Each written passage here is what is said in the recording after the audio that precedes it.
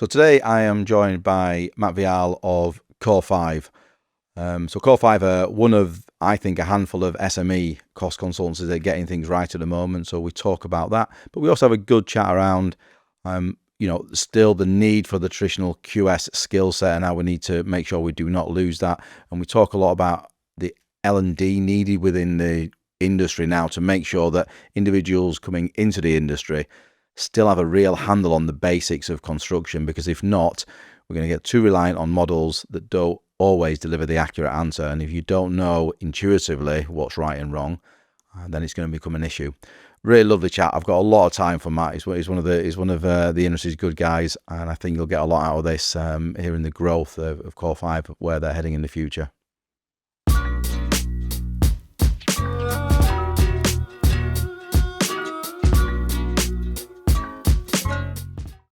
Matt, welcome to the pod. Thank you. Thanks for having me. No, absolute pleasure. Absolute pleasure. I've been looking forward to it, because I think I always have a lot of time for you, and I think a lot of people do as well. So I'm sure this will be really valuable to a lot of people, and just to generally discuss the journey of Core5 as a business. Yeah. Looking forward to it. So I guess to begin with, can you just tell everyone, where the business is now in terms of size, I guess kind of core sectors? Yeah. So we are nearly 200 people. I think we're aiming at the end of this year to get to 190, 195. So by year end, which makes us a pretty decent sized business, actually. Core sectors is an interesting one, because I think we've been talking about it recently. We face the market as live, work, play. Okay. So live being anything connected to residential. So whether that's BTR, private resi, affordable, PBSA, co-live, those kinds of projects. You've then got commercial. And we had a look at our sector split the other day. Commercial is actually now quite a big sector just in itself. And that's not just new build, that's refurb, all the cut and carve, fit out, Cat A, Cat B. So a lot of work in life sciences as well. It sits in that sector. And then we've got what we call play, which is culture, leisure, sports and stadiums, arenas, that kind of thing. So, so we've got some big stadium projects, big arena projects. So, whilst we face the market as live and work primarily, we've got a real specialism in some of the sports and leisure-related stuff. And they're all pretty strong. I know we're in a bit of a lull in terms of the wider market, but they're all fairly robust, sustainable sectors. You would imagine, going forward with the way society is changing, that play element, for example, I think is going to start growing. I think we're all craving more experiential stuff as outside of work, aren't we? Yeah, exactly. I mean, we talk about sectors a lot, because I think particularly as we started a regional office 7 years ago now, at that point in time, we started to think about, should we broaden it? Should we broaden, they talk about balanced portfolio and the like, and should we broaden our sector experience? But even going into the regional markets, we found that resi has been a strong sector for us. Occupy fit out has been really strong, and I think sometimes you double down on what you're really, really good at. We put a chart up the other day that looked at construction output in resi and construction output in commercial, and they've all been relatively flat for the last few years, and yet we're growing still in those sectors. So they are pretty robust for us, and they're not easy sectors, but. We tend to feel we work well with commercial developers. We understand the way they think. We like to understand the way they think, and that's where we feel quite comfortable. So those sectors, and then plus the specialism, as I say, in sports and stadiums has been really good for us. Perfect. And so obviously the majority of the team is in London. How big is Birmingham now in terms of headcount? 15. Right. Yeah, 15. Really pleased. We set out 7 years ago to grow a team regionally of around 20 to 25. It's been an interesting journey. It's been an interesting 7 years. But we're at 15 now, which makes us quite a decent sized QS practice, bearing in mind that we are primarily a single discipline, particularly regionally, a single discipline practice. We just do QS. Yes, we'll do the employer's agent, and we do employer's agent out of London as well. Yeah. But primarily a QS practice. So it's, good size. And then down in London, obviously that puts us at 180, something like that, which is incredible, really. Yeah, well, certainly again in London, fundamentally one of the largest QS teams in London, I would imagine now, when you look at it, with the exception of a TNT and a few others, don't be that many who've got a higher headcount in London, actually. No, and we're really proud of the fact that primarily single discipline business. As I say, we do have a specialist employers agent team, but we're not a multi-disc practice. We're not offering building surveying, and we're not offering full project management. We're not offering any kind of design services. So when you start to strip out some of those, well, someone called them high street brands, when you start to pick out some of those, actually, we're one of the biggest now as a single discipline practice, and that's something we're really proud of. Yeah, the ex, I guess the ex kind of DL Matthews, a few of you are all that kind of size or not that size, but are of a comparable size and really good at what you do in terms of just being really good cost consultancy businesses. Yeah, I think when I went across to Core 5, I remember I'd approached Core 5 actually beforehand when I was moving out of AECOM, and the phrase that stuck with me around the ethos is that we don't want to dilute what we're doing, and for them at the time that was more around let's get our London business absolutely right, and then we'll be in a good position to start a Birmingham business. But in the same way, when you start to look at other sectors and other services, we want to be really good at what we're really good at. I think, again, one of Barry's phrases, the best at what we do wherever we do it. And I think if you spread yourself too thin and start to dilute what we do, it then starts to get a bit tricky. So yeah, we've stuck to the QS. Let's get the numbers right. Let's look after our clients' numbers, look after their commercial interests, make all of our investments around and our decisions around getting better at that. And it's worked pretty well so far.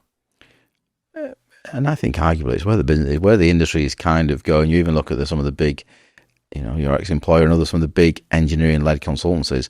My gut feels a lot of them are going back to base, not back to basics. They're going back to their core part of their business. You're finding a lot of them are really trying to retrench it into the engineering side of things, and that your businesses that are specialists in certain sectors are the ones seemingly growing within that particular specialism. Generally speaking, I know it's a bit of a wide statement, but it's what I'm observing in the market.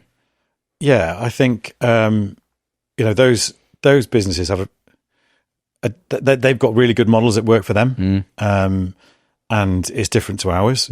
But I felt that if I wanted to be a really, really good QS, and I do, ultimately that's what's driven me. Yeah.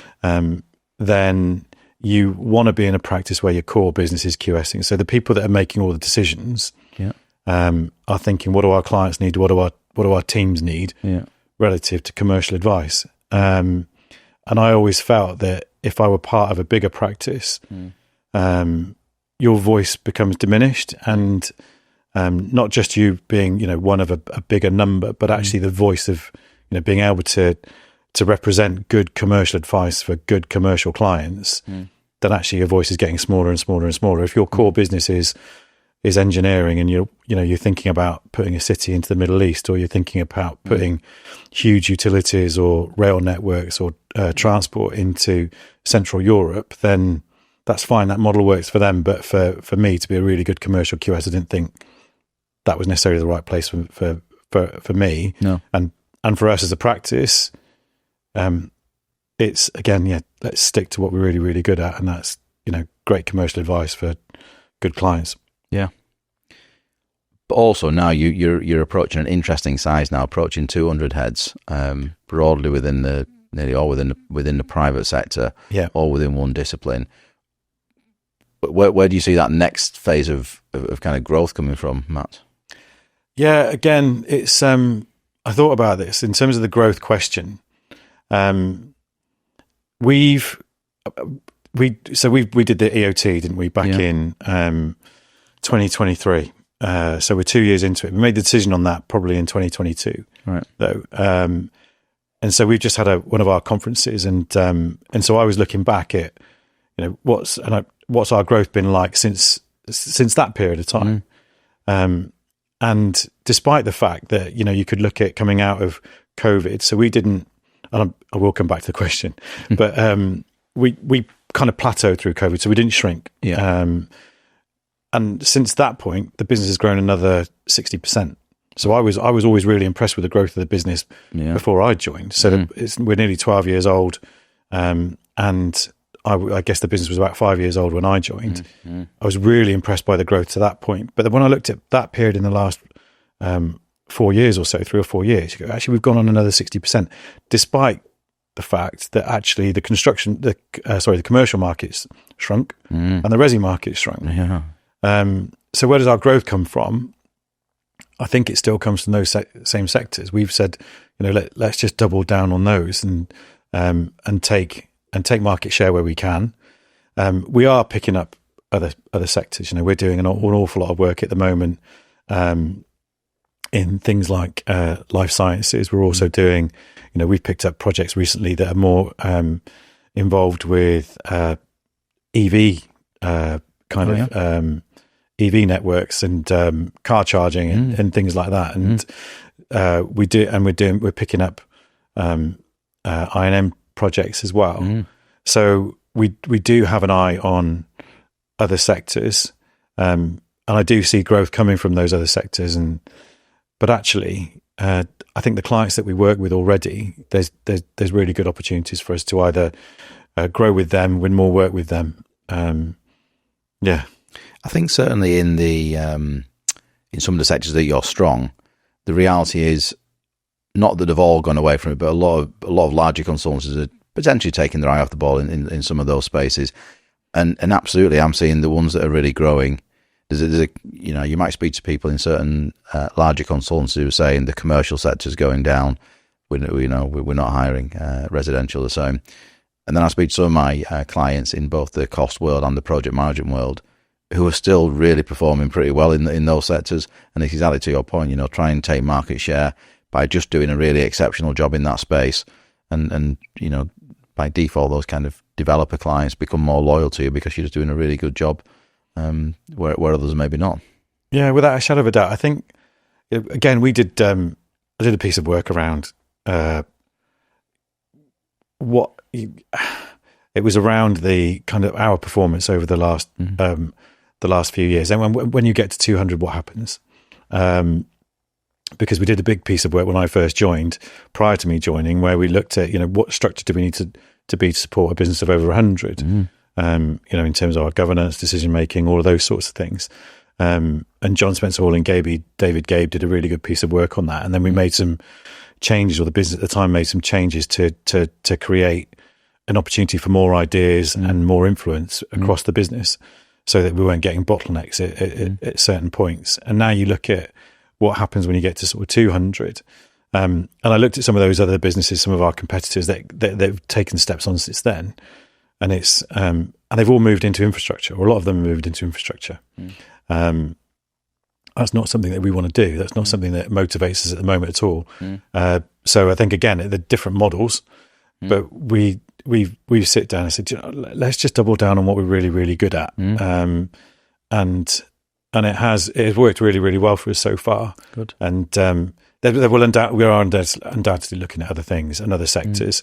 But within the sectors that we're in, again, if you were to look at us, 5 or 6 years ago and say, okay, your commercial QSs do a lot of offices, a lot of new build offices. But actually, if you look at the proportion now, then we are doing a lot of cut and carve refurbs type projects as well. So the commercial sector has actually changed in itself.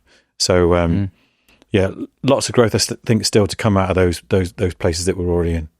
Fingers crossed, anyway. Yeah, because the markets are massive out there. In reality, you could double your headcount and still not be anywhere near saturating those markets. In reality, that'll be a challenge. But the markets are big out there when you look at them.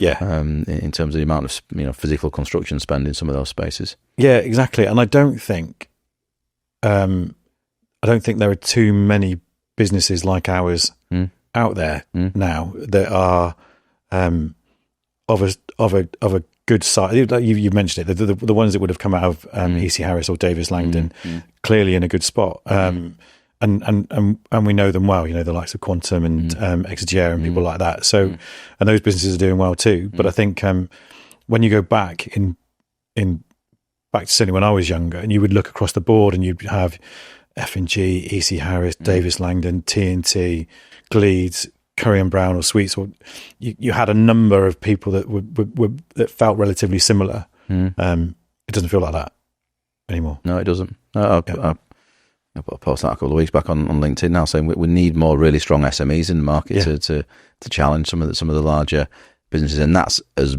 much of a benefit to the larger businesses as it is to the SMEs. It's not about knocking them off; it's about giving everybody more of a challenge in the market so that everybody raises their game more. Yeah, you need that.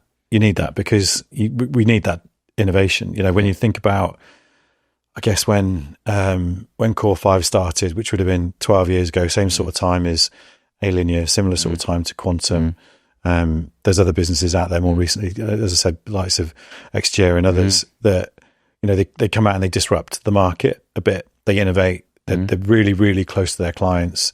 When the market does turn challenging, they don't immediately pivot. And I think that's what sometimes you see that in other businesses. They go, well, actually, the commercial market might have become a bit tougher, or resi might have become a bit tougher. So we'll go and start to focus on commercial. We'll start to work on the public sector. We'll start to move into education or MOD, MOJ type things. We and others haven't done that, but we need those disruptors in the space to help us innovate, so that we don't. We've got to do the best we can for clients, and the only way we're going to do the best we can for clients is to continuously improve and continuously innovate and keep each other honest. So we do need more in the market, but it's certainly something that motivates me, because you think I know how hungry we've been, not just as a wider Core 5 practice, but when we started the office in Birmingham, my colleague James always describes it as being tenacious. You've got to be tenacious and thick-skinned, but we have to be like that, and we still have that mentality now. Because if we don't have that mentality, there will be businesses that spring up that are more ambitious, more innovative, more hungry, and we've got to stay ahead of that. 100%, and all of those things, be ambitious, hungry, tenacious with everything you're doing, innovative. As soon as companies stop doing that, then they're in trouble. And I think there's a vast raft of companies who I think absolutely fall into that trap and who are in danger of really falling behind in the coming years. Yeah, and I think where we're really, and it's not by accident, where we're really fortunate, because again, sort of thinking ahead of coming onto the podcast, I was thinking about our leadership team, and they're all still the same. Yeah, and what I mean by that is not all still the same people, but they're still the same in terms of that level of ambition. Yeah, and that drive to continue to be the best. So whilst the five of them started the business 12 years ago, aiming to be the commercial developer's choice in terms of QS and disrupt the market. And just be really, really good with clients and deliver high quality work and build brilliant teams. If 12 years on, if you were to take any of them now and say, what's your ambition level? What are you thinking now? They're thinking exactly the same thing. Yeah, good. And it's so we're really fortunate. There's no lethargy there. It's not, you've not got people sat there just thinking, I might be retiring in the next, 5-10 years. I could probably sit back a little bit and enjoy what we've done so far. There's none of that. That. And I think it's because we're motivated by other businesses that might be out there coming through, motivated by doing a brilliant job for our clients, ultimately retaining those clients, but also motivated by the talent that we've got coming through and creating space and creating opportunity for them. Which is critically important. And I think, again, something the industry is really struggling with now, that succession planning and motivating that next generation who are going to be future leaders. Yeah, I've always known that my job is to get out of the way. That's always been my job. You want to be in any kind of role where you're so effective in it that you're not needed. And I look at the talent coming through, and my job and the job of the rest of the people on the leadership team is create the opportunity for them. And then get out of the way, let them take it. That's not that none of us are getting out of the way in terms of going anywhere, but that's what motivates me, to make sure that we create a space for those coming through. But you're right, succession planning is incredibly important. If we don't create that for our teams, they'll go and try and find it somewhere else. And that's not the right answer. No, 100% not. So, like you say, assuming you're not going after some of those, let's say, bigger program public-led sectors, will that growth be, do you think, more offices beyond Leeds and beyond London and Birmingham, or? I don't know the answer to that yet. I think, to be being honest about it, I think we've always been guided by what our clients need, and actually what our team needs. And so I think the really interesting thing about Birmingham office for me was that, and I think this is a really good example of the kind of the way that the Core 5 team and the leadership within that team think. James, who started the business with me in Birmingham, he wanted to go home. Right. Ultimately, he's a Brummie. Yeah. So he'd come down to London, worked down there for 10 or so years, and then wanted to go home. And so the business said, well, look, rather than you leave the business, let's create an opportunity for you. We know Matt. Why don't you go and see if we can start something in Birmingham? And we were also finding at the time that some of our clients were saying, actually, we think we can get more value outside of London, or how, we're delivering outside of London. How do we do that more effectively? So we were motivated by A, the clients were starting to talk to us about wanting to do more outside of London, and B, we had an opportunity with James that basically wanted to go home. Yeah. So I think in terms of other offices, there's definitely potential for that. As I say, we've just out of our Birmingham office at the moment, we're working in Bristol, Leeds, Manchester, Oxford, Cambridge, Milton Keynes.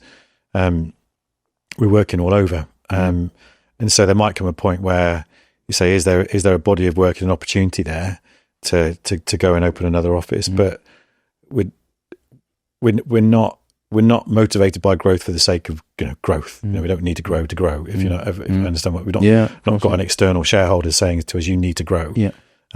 What we are motivated by is making sure we're right sized and right located for what our clients need primarily and what our team needs. So no plans just yet, but that's not, never say never. Yeah. No, absolutely. Okay. So what I like about Core 5, and probably actually only another handful of SMEs, that I would say in the market, you've got 2 or 3 very good operators at the larger, primarily QS cost-led consultancies. Yeah. And then I think you've got some really good ones, Core 5 being one of them. And you all have, I think, similar traits, which is around, you just alluded to there, a really hungry management team who still want it. You've got succession planning in place. You've got a strong focus on the quality of what you do.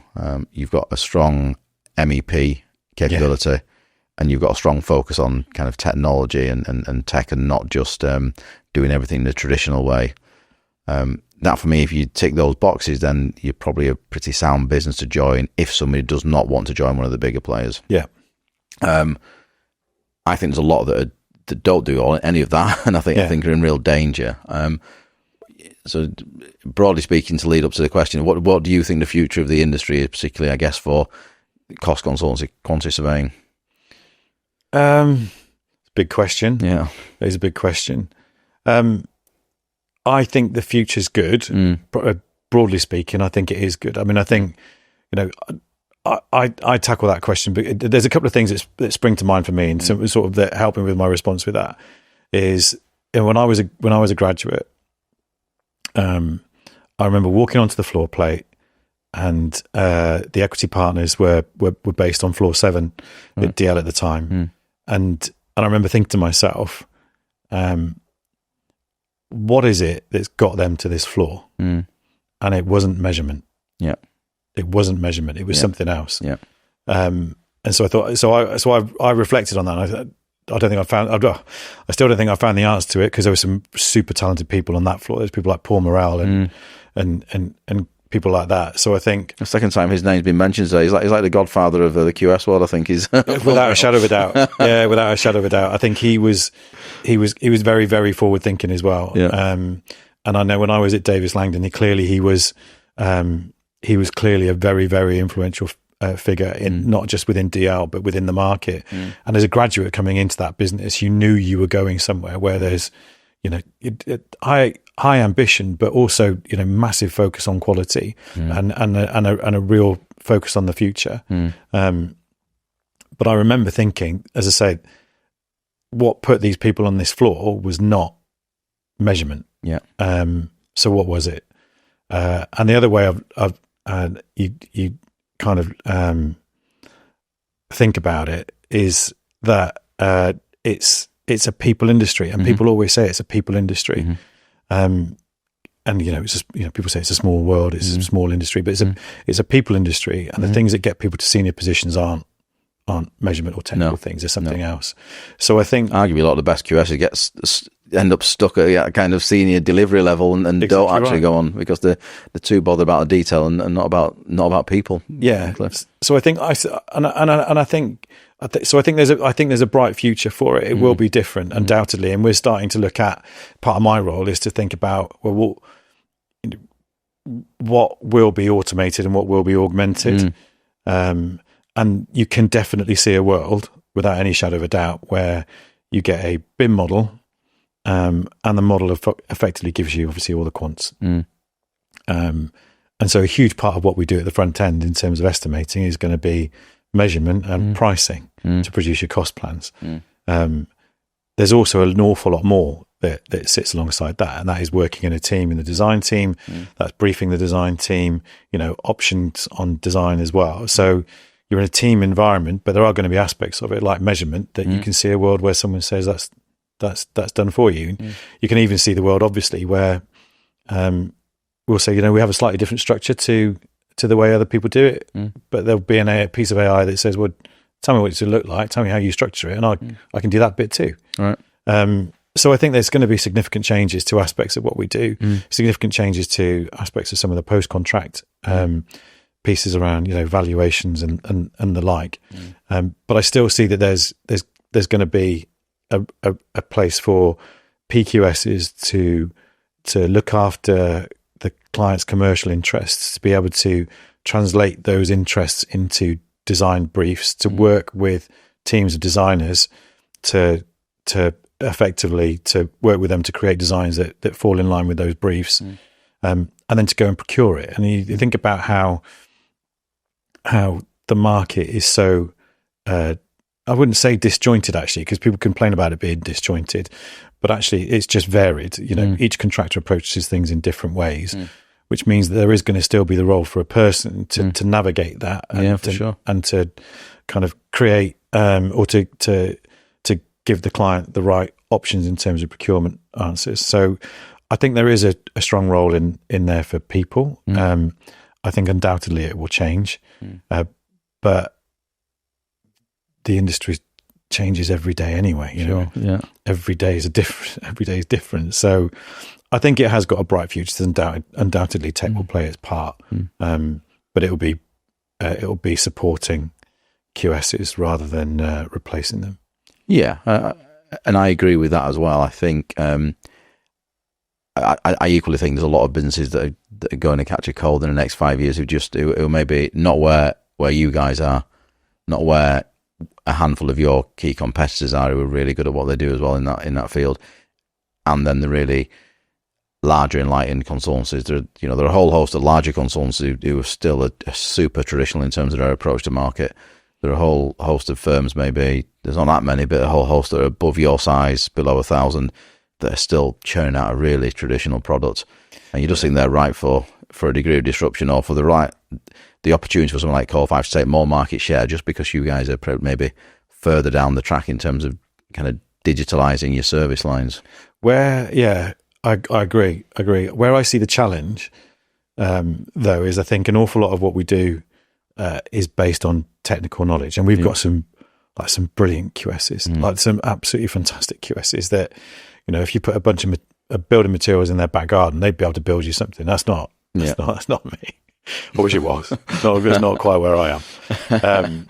But it's how do we upskill the generation of talent coming through if they're not sat measuring all day, every day for a couple of years, or whatever that that appropriate time frame may be. How are we going to upskill them to a sufficient extent where they can challenge design Yes. That's the bit that I think I'm not quite sure anyone's got a handle on yet, because if I look at my own experience, I remember sitting there going click, click, click, click, doing area schedules, thinking this is hateful. Because I did this at school. And not only did I do this at school, I did this at primary school, measuring squares, whatever it might be, measuring areas of things. And I remember we talked about earlier, I'd been a mature student. So not only was I doing those exercises at the start of my career, I was 26, 27, and I'm doing area schedules. And I thought there's got to be more to it than this. Yeah. But what that did, without realizing it at the time, is that embedded a decent amount of understanding of how buildings go together, but also where the efficiencies were. So where you start to see your, how efficient is design? What are the ratios? What should they be? What are the expensive spaces? What are the cheaper spaces? And you start to play those off. And when you're reviewing cost plans, you do get to that point where you go, something's not quite right here. Yeah. And you do go back to the area schedule, and you do then go back to the, the roof measure, the slab measure, the upper floor measure, and you're comparing it back to the area schedule, because you know that you've put the work in to, and that's more intuitive from years of doing that. Yeah. But how do you get someone to that position if the model gives them the measurements and they've not had the years of experience of looking at stuff? Now, I don't know that anyone's got that answer yet, but maybe the answer is something different. Maybe the answer is you train them to interpret data in a different way. You train them to sit alongside designers in a different way. You train them to engage with the market in a different way, because actually you may well have to get that information from the market. So that is going to be an interesting challenge for all of us. I was talking to somebody who works for one of the larger consultancies, and he was really honest that he was really scared that in another 5 years, the skill set within that business is going to be in a real dilemma. Really, they're going to have real issues, because you're saying, the business as a whole is just going after major program works. Yeah. And so you're going to have graduate QSs or apprentice QSs coming in who actually will never touch their own projects from cradle to grave. Yeah. They'll never take it from, they'll never go through all the REBA stages, because they'll be sat on a mega project and just looking at one element of it. Yeah. And so they'll never get a sense of it. So he said, in another 5 or 10 years, when some of my peer groups of my generation start to retire or do different things, or are so senior in the management ranks that they're not in the weeds at all, so they can't support that junior end who are in the weeds, then we're going to be in real trouble, because we won't have anybody who actually has the experience of building something from start to finish. Yeah, that's going to.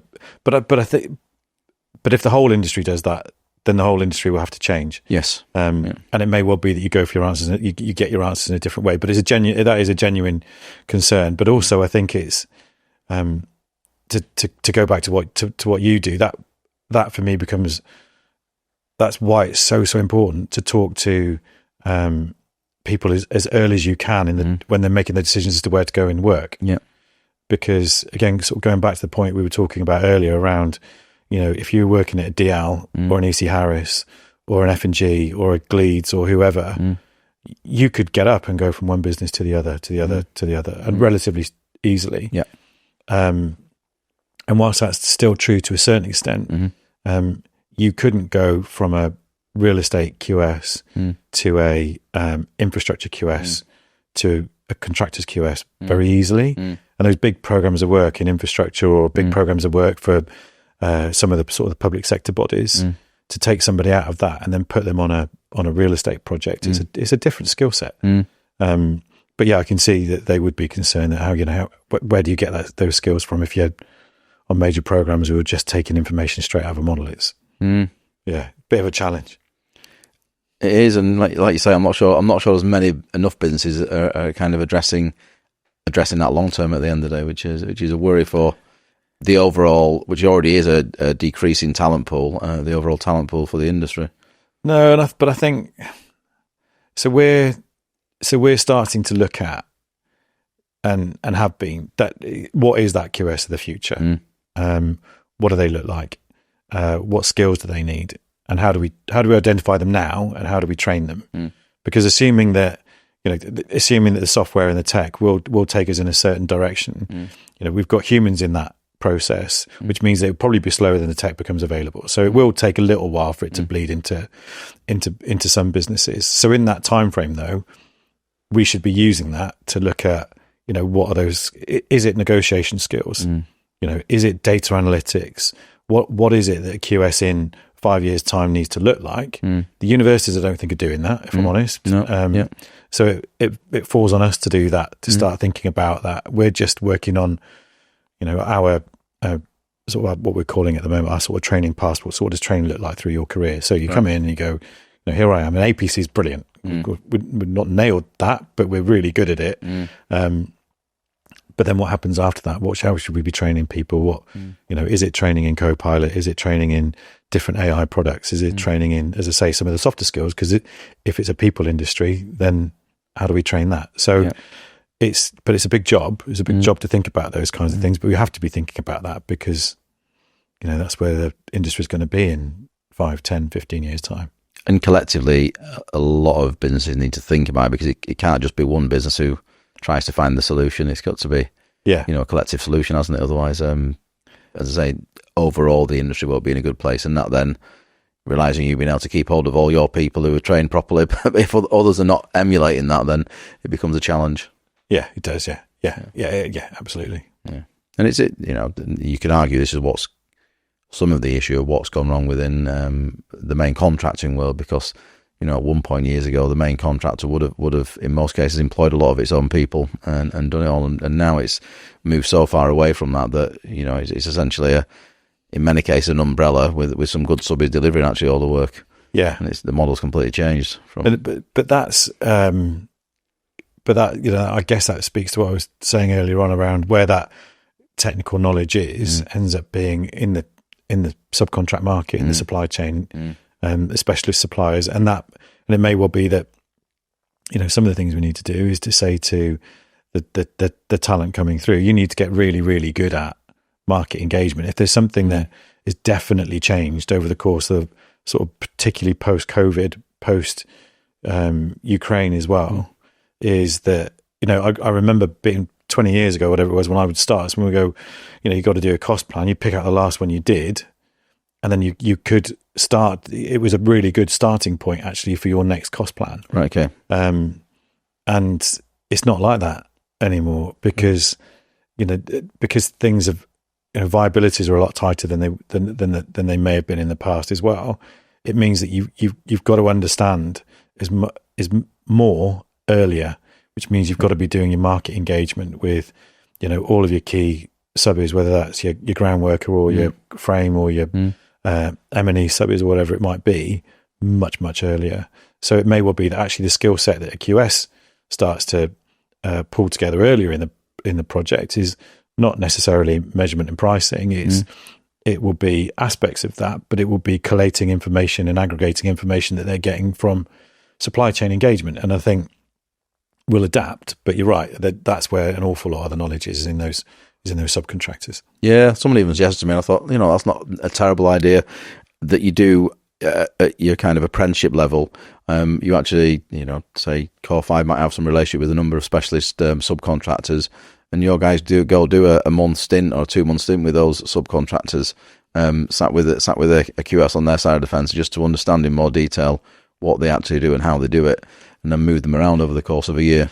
Yeah, I think the closest we get to that at the moment, you mentioned earlier on, we've got an M&E team, and they are definitely differentiated for us. They're brilliant, and I remember when we started our office in Birmingham, I was really nervous about working with our M&E team because my experience had been different prior to joining Core 5, and I thought, how am I going to get people that are working on huge projects down here engaged with what we're doing in Birmingham? I don't want anybody just to apply a location factor to what we're doing down here. I want someone to really understand it. And I remember picking up the phone on my very first project in Core 5 to Alan, who was a partner in our M&E team at the time, and he said, right, okay, what are your sales values and what do the planners need? I'm just asking you for M&E advice. And I'll come back to your question around sort of diversity of people coming into the industry. Yeah. And I thought, wow, I'd never come at it from that perspective before, particularly and so he was thinking, I'm not going to give you any advice that you can't afford. Right. If your sales values are whatever they might be. I'm clearly not going to give you any advice on what a London, private resi would be. So if you tell me what your sales values are, I can probably give you a pretty good idea of what your M&E costs target should be. And then if you overlay what the planners need, so what's, I can pick up everything else and what the planners need in your location, then I'll apply that into my advice as well. And not only that, they then went and engaged with all the local suppliers around, where the price point was. But it's all coming back to the point you made about that. The reason I highlight that team is because they're really diverse in the way that they bring in their talent. They'll either bring them through as apprentices, they bring them through as graduates, or they bring an awful lot of contractors, QSs in, or even and also former designers, so engineering designers, and effectively teach them how to do PQS. Whereas sort of your bricks and sticks, more traditional than that, you take graduates out of university, or non-cogs at university, apprentices, whatever it might be. But actually, they're a really diverse group of people. And that might be the answer. But it's interesting because even within our business, they have because of the way that part of the market works, they have to go to different places to recruit people. But what that does is that gives them that view of how would a contractor price this, how would a contractor deliver this. So it's you might find that happening in sort of the bricks and sticks side of things as well. And I guess, hopefully this is where maybe tech and AI and all this kind of stuff will actually, fingers crossed, bring the whole, because it should give you all more time to do the human to human element of these things, and you can spend more time liaising with the contractors, the subcontractors, understand what their challenges are, the pains are. Maybe it all becomes slightly less adversarial, and everyone kind of works to a greater good more often. I think it would, hopefully. I think it will. We definitely look at it, and our tagline for when we started to launch our digital data and research team a couple of years ago was around effectively allowing the QS teams to focus on what matters most. Now, focusing on what matters most to them at that time, could be your subcontract engagement, your supplier engagement. It could just be the way in which you think about how you're going to communicate. So you might find more time to communicate the message or interrogate the information to present back to the client. So some of the automation and augmentation would help you save time, but that would allow you to spend more time to focus on what matters most. And it may well be, we even said, what matters most for that particular QS at that time might be, do you know what, I've got to go and drop the kids off at nursery, or I've got to go and do the school run, or I've got to get home and go to the gym, or whatever it might be. But we would hope that level of automation and tech would allow us to spend more time doing things that make a difference to our team and to the client. Yeah, perfect. These can't go down though. Absolutely not. Well, hopefully the enlightened clients will understand that actually it's going to give a better service by allowing us to not get us stuck in some of the administration elements of our role day to day. I think so. Yeah, I think and we're lucky. We've got some brilliant clients that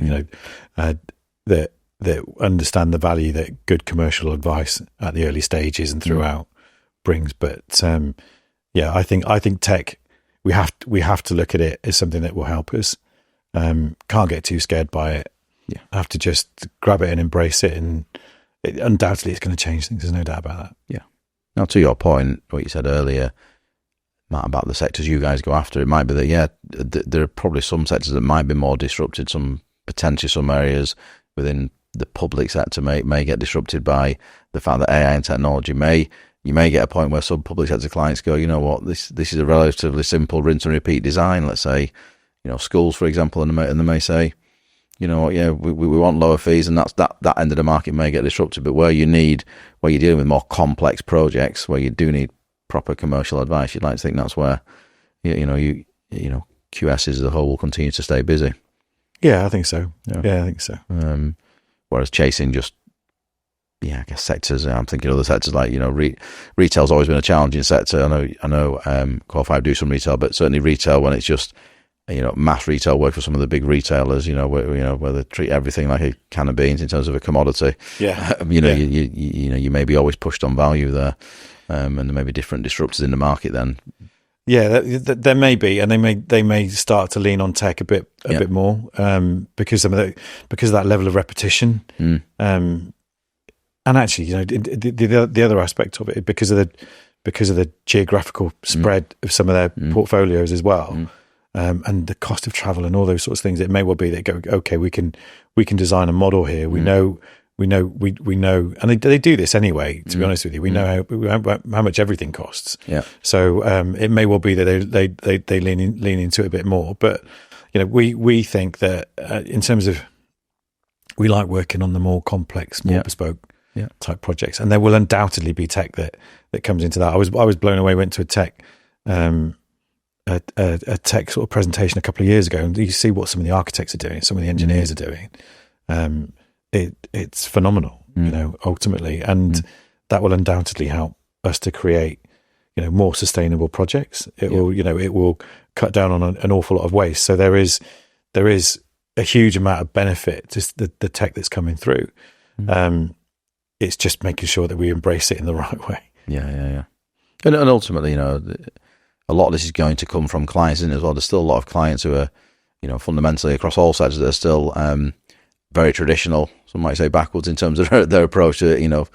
Everyone always says, construction won't change quickly, but I just get the sense it's like every industry, it's going to be affected, and change will happen.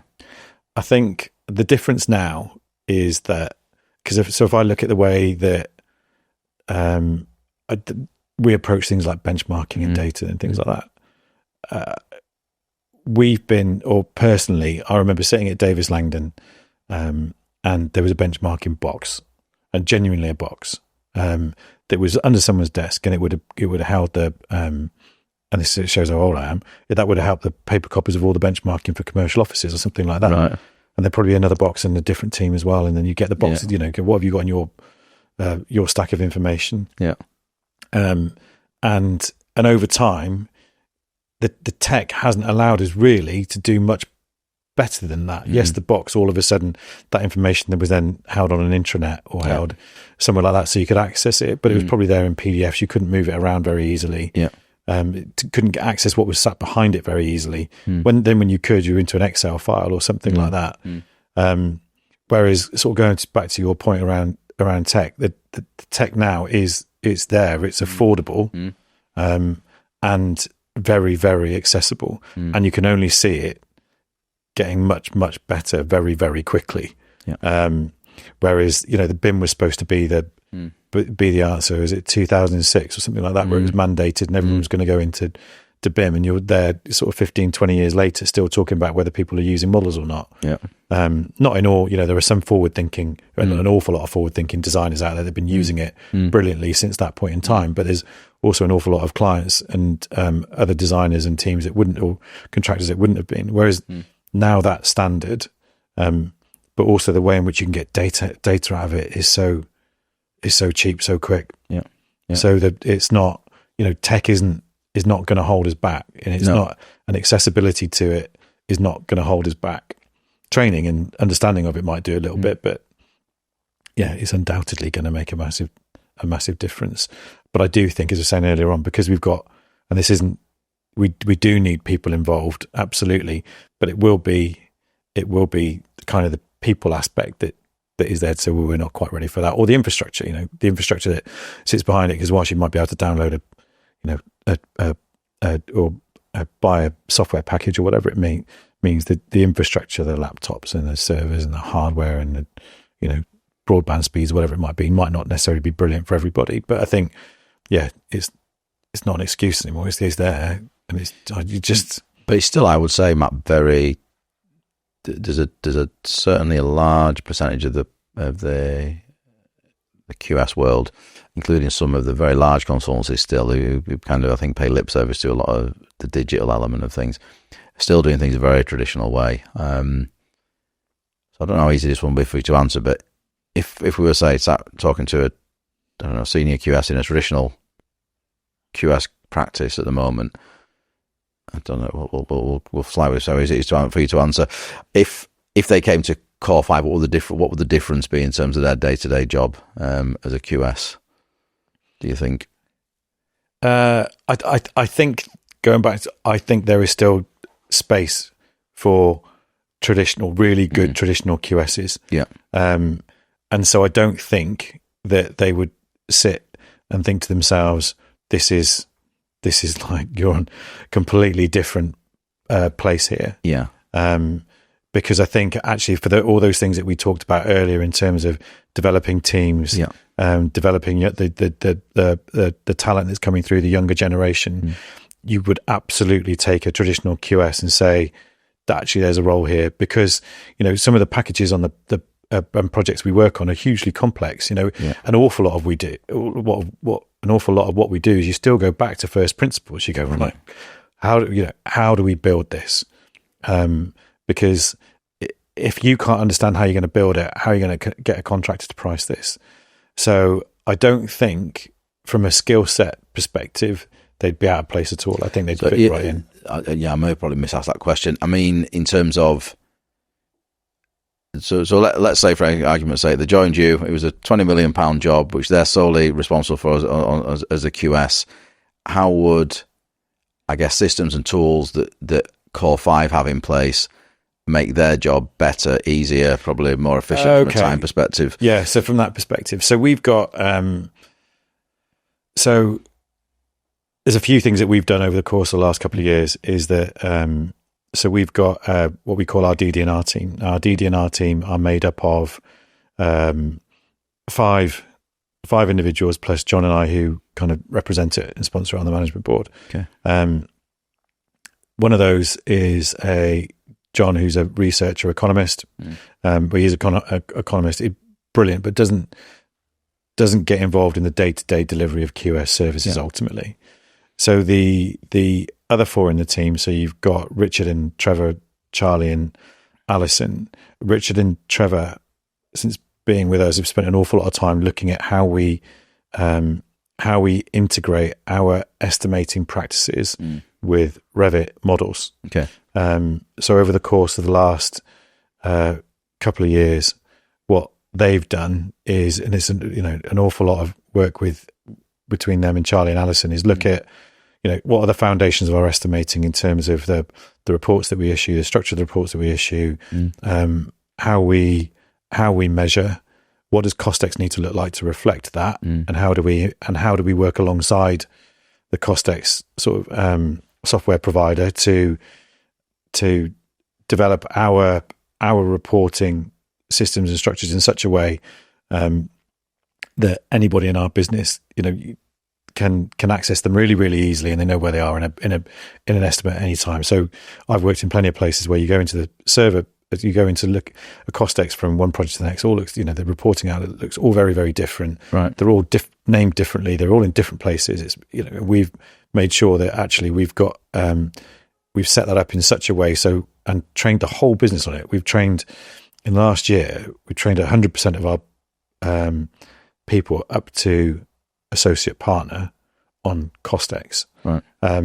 Not just because it's Costex, but because actually the discipline around structured data in the lines, structuring your estimates in a way that you can read the data from it. Yeah. So Richard and Trevor are now looking at how do we map Revit into that. So if it's a £20 million project, you'd be saying, right, okay, if you're going to set up an estimate, the best thing you can do is there a model? Speak to Richard and Trevor, and then here's the support we'll put in place around, starting something like Costex. Yeah. We've then got Charlie and Alison, who then are much more focused on how do we get the data out of this for, our front end advice, our benchmarking, visualizing that back to clients, comparing that to other projects, and making that accessible to everybody in the business. We've got a portal that sits as part of our website that's accessible to everybody that they can then access that and start to look at, what projects are we working on, how much are they costing, where are they, what teams are working on them, what contractors are working on them, et cetera, et cetera. So they will coming into us, they would see a very firm focus on a discipline around data, I think. And will that ultimately, I guess, save them a lot of time in the day-to-day in terms of the bits that are normally quite time-consuming? Yeah. That's the aim. That's the aim. Ultimately, it's about going back to what we were saying earlier on, is to to create the opportunity for them to actually spend less time doing the sort of the more onerous tasks and more time engaging with the market, engaging with their clients, engaging, visualizing the information, communicating the information. That's not to say, I know, there is still that we're definitely not advocating no interrogation of the design. No one's in a space yet where you just click a button and all the measures come out of Revit. No one's there yet. And if they are, then that's not, we're not there yet, definitely, because we need our teams to engage with the design, understand it, and that's what engaging with Revit will allow us to do. Is that actually you're not just a QS that reports a problem at the end of a stage, or you're sat there throughout the stage going, "Oh, send me a model, send me a model, send me a model," and then you're working with the designers to understand what the movements are, what are they thinking, what the options are like within that stage 2 period, that stage 3 period, not just waiting for the end, getting 200-page document and going, it's too expensive. Yeah.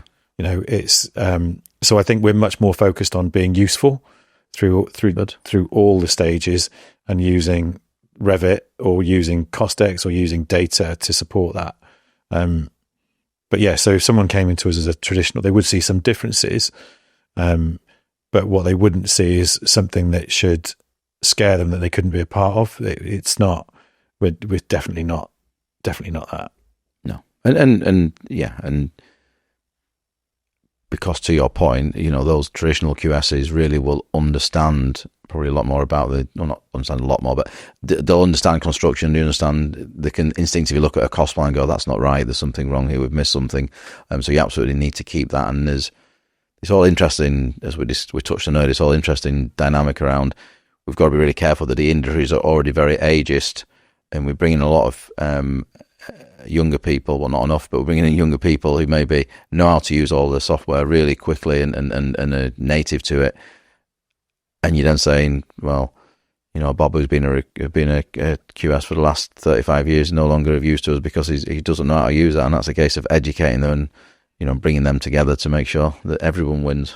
Yeah, I was. They're incredibly important, because I remember that I've clearly worked alongside a decent number of senior project surveyors, but I remember there was a guy I used to work with, Les, and he was fabulous, proper old school QS that would sit there, they'd done bills for years, and you there was nothing that he didn't know about putting projects together, and we still need that. We still need people in that. Their skill sets are massively valuable.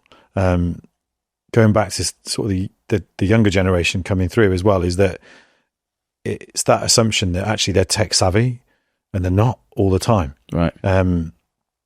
It was one of our HR lead, Harry, said, tech savvy but Microsoft naive. Right. Okay. Yeah. Because when you're engaging with your smartphone, or whether you're using apps on your smartphone, that's very different to putting a spreadsheet together or putting a PowerPoint presentation together, or putting using Costex or using Revit. They're different things. Yeah. And actually, I look at my kids. Their tech, when they engage with it, it's fully formed. Yes, it is brilliant. It's got massive investment behind it. If the interface for Instagram or Snapchat or whatever it might be is phenomenal, or TikTok. Yeah, that's not where the industry is. So actually, whilst they're sort of tech savvy, when you go, "What about this?" You go, "Ooh." Actually, you're gonna have to no, fair comment. No, thanks for going through that, Max. I still think there'll be a lot of QSs out there who've always either stayed with one business or have worked for a handful of businesses that are all just still very traditional QS practices. So absolutely not to take anything away from the skill set of a traditional QS, arguing to keep all and every single one of them in the industry because the skills crisis is getting severe. But you don't know what you don't know. So if you've only ever worked in a very traditional QS practice and you've done everything a very laborious, time-consuming way, you don't know any different. So it's really useful to, for hopefully people listening to this podcast to hear what you just described then about how you do things within Core 5 and go, pardon? what? Yeah. You can do that? You do that? What? Yeah. Because then they'll understand more than I understand. I've recruited you guys for a long time, but I've never been a QS, but they'll be listening going, what's this black magic he's talking about? How is this possible? I know. And I think it's, the industry changes. I mean, if there's one thing about our industry which is fantastic, is every day is different. And I think we've got to be flexible, not just in terms of the projects that we work on and the relationships that we build, but the tech that we engage with as well. And I think those that have got more skills that are more traditional, it might feel a bit daunting going into an environment where clients want things more quickly. Yes, there's no doubt about it. Precisely, yeah. We sat down when I first joined Core 5, we sat down with a load of grads that were we had one of those graduate induction days, and one of the questions from one of the graduates to me was, what's changed most for you in the last few years from when you started career? And it's time. Yeah. The time that you have now to turn around cost information, because everybody expects things at their fingertips, and they're not always there at their fingertips, but the expectation's still there. Absolutely. So if you are a more traditional QS, then you can come into those practices, but it is again, you'd need to come into an environment with an open mind, going, actually things are probably going to be slightly different. They might need to turn things around more quickly. But that being said, as we said earlier on, we still need to train people. We still need people to understand how how buildings go together. So their skills are going to be hugely valuable still. Yeah, absolutely. Good. Awesome. Coming to the end. We've just been going just over an hour. So firstly, obviously you shared with me you just turned 50 fairly recently. Yeah. Thanks for that. What the bloody hell are you doing high rocks for? Are you trying to kill yourself? Do you know what? Right. And because I knew you'd ask this, because I know you see some of my stuff. Yeah. And I do like training and stuff like that. Yeah. The industry's tough, but I found it's the best way that balances me out. Brilliant. And I was really fortunate to meet a mentor of mine, a coach of mine, 15, 20 years ago, who got to know really, really well. And his, the thing that he used to balance himself out, a really challenging kind of life, was getting in the gym. Right. Yeah. Doing stuff. And actually what you then get around is a good group of core mates around you. Yeah. And so that was me sort of 15, 20 years ago, got into it. And just as a way of dealing with anxiety, dealing with stress, and, balancing work, life. And that was about 15, 20 years ago. But the thing about the high rock stuff and CrossFit more recently is that I was sat in the car 2-3 years ago, and you commuting, you just sat there, and the stat came up that scared me to death. And it was something along the lines of, by the time your kids are 18, you'll have spent 95% of the time you'll ever spend. Horrible stat.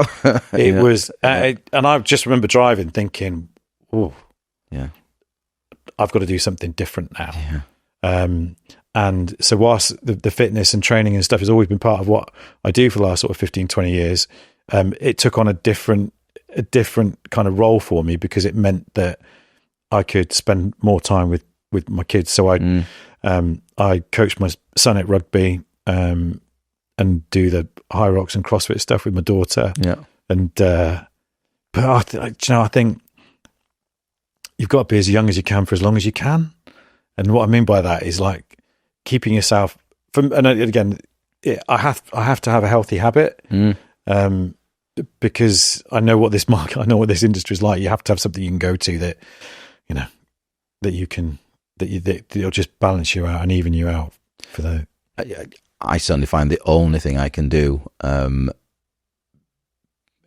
sure you're the same, I'm sure a lot of people are the same, the only thing I can like switch my mind off and stop my mind going over things is to do something physical. Is the only thing I can do. Anything else, I can't, I can try and sit and watch TV, and it might be a bit of a distraction, but my mind will still be going over, or I'll still go and grab my phone and do something. The only thing is like doing something physical is kind of just because and especially if it's hard physical, because it cuts all the other noise out, because it's too painful to be able to think straight about anything else. Everything goes. And I think, as I say, I'm really fortunate. I've met some really good people in my life, and I think, clearly my mum and dad will have had a massive influence for me in terms of things like work ethic. But this guy Tony that I was introduced to, he would go, look, when you're in that moment, and he said, it doesn't matter what kind of day you've had, it doesn't matter what's going on outside of work, outside of the gym, that weight isn't getting any lighter. Yeah. And it don't care. and it doesn't care. Yeah. And it doesn't care. Yeah. So you've got to find a way of lifting it up. Yeah. You do that safely and practice it over time. But we used to do a lot of hill walking as well. And he would say the same thing. You know, he'd go, doesn't matter. The hill's not getting any less steep. You know, one foot in front of the other and keep plugging away. And what he used to talk about and still does talk about is that creates muscle memory, that creates layers, so that when you're in, when you're in that environment, when you're, we've all been in plenty of those, where you're in there with a really tough client or a really tough contractor, you go, do you know what? There's so many experiences I can lean on. One of those is probably just that weight at that time going, do you know what? I'm not getting any lighter. You got to pick me up. But yeah, the high rocks and interesting. Interesting. I've got another one in December. Brilliant. Yeah.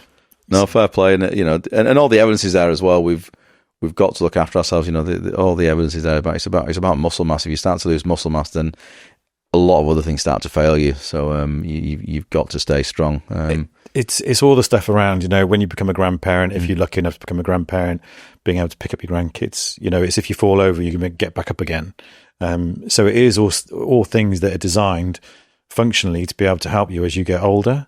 And that becomes really important. And I think, if you've got to look after yourself before you can look after other people, because other people becomes really important as you get older. When you actually analyze everything, the most important thing is your health, because if you don't have your health, then everything else collapses anyway. Yeah, exactly that. Exactly that. So, and for me, it's brilliant for, to balance me out. It's just those times when you're thinking, do you know what? It's me, the weight, or it's me on the bike, or it's me on the running machine, or it's me at, whatever it may be. It's just you in that moment going, I've got something to overcome. And you do genuinely forget about everything else, which is, great. Yeah. And we all need that sometimes. Yeah. Well, shut up without. Good.